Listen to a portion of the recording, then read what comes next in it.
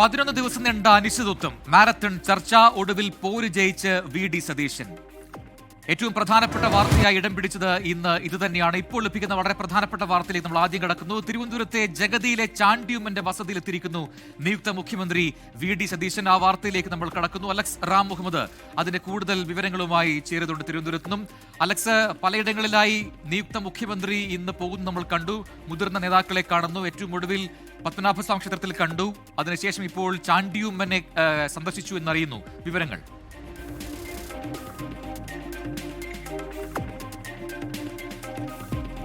പ്രജന ജഗതിയിലെ പുതുപ്പള്ളി ഹൗസിലാണ് നിയുക്ത മുഖ്യമന്ത്രി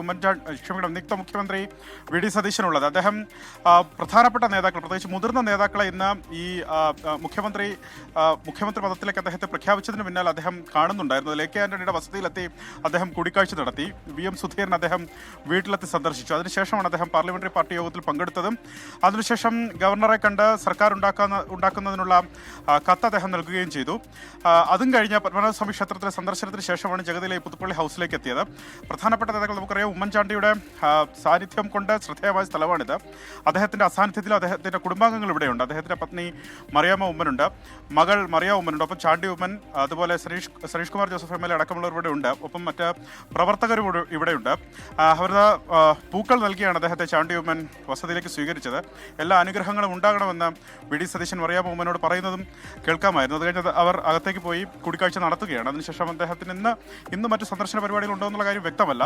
അത് കാത്തിരുന്ന് കാണണം. എന്നുള്ള പ്രധാനപ്പെട്ട നേതാക്കളെ കാണുക, പ്രധാനപ്പെട്ട നേതാക്കളിൽ നിന്ന് അനുഗ്രഹം തേടുക, അവരുടെ പിന്തുണ തേടുക എന്നുള്ളതാണ് നടക്കുന്ന. മധുരം വിതരണം ചെയ്യുകയാണ് ചാണ്ടിയുമ്മന്റെ വസതിയിൽ.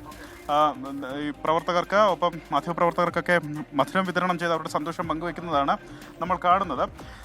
എന്താണെങ്കിലും ഇനി മറ്റ് സന്ദർശനങ്ങൾ ഇന്നുണ്ടോ എന്നുള്ള കാര്യം അറിയില്ല. ഇതിൽ പ്രധാനമായി അദ്ദേഹം കരുതുന്ന ഒന്ന്, മുതിർന്ന നേതാക്കളെ മുഖവിലേക്ക് എടുത്തുകൊണ്ട് തന്നെ മുന്നോട്ട് പോകും. അവരുടെ അഭിപ്രായം കേൾക്കും, അവരുടെ ഉപദേശം കേൾക്കും, അവരുടെ നിർദ്ദേശങ്ങൾ സ്വീകരിക്കും ഈ സർക്കാരിൻ്റെ കാലത്തോളം എന്നുള്ളതാണ് അദ്ദേഹം മുന്നോട്ട് വയ്ക്കുന്ന ഒരു പ്രധാനപ്പെട്ട കാര്യം. അതിനടിസ്ഥാനമാക്കിയാണ് ഉമ്മൻചാണ്ടിയുടെ വസതിയിലേക്കും അദ്ദേഹം എത്തിയത്.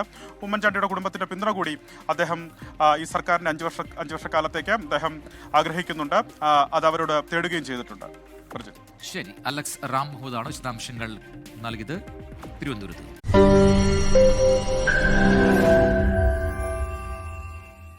ലോകത്തെവിടെയായാലും ഏത് സമയത്തും 24 വാർത്തകളും ഓഗ്മെന്റഡ് റിയാലിറ്റി പാക്കേജുകളും എക്സ്പ്ലെയിനറുകളും വിശദമായി കാണാൻ ഞങ്ങളുടെ യൂട്യൂബ് ചാനൽ നിങ്ങൾക്ക് സബ്സ്ക്രൈബ് ചെയ്യാം.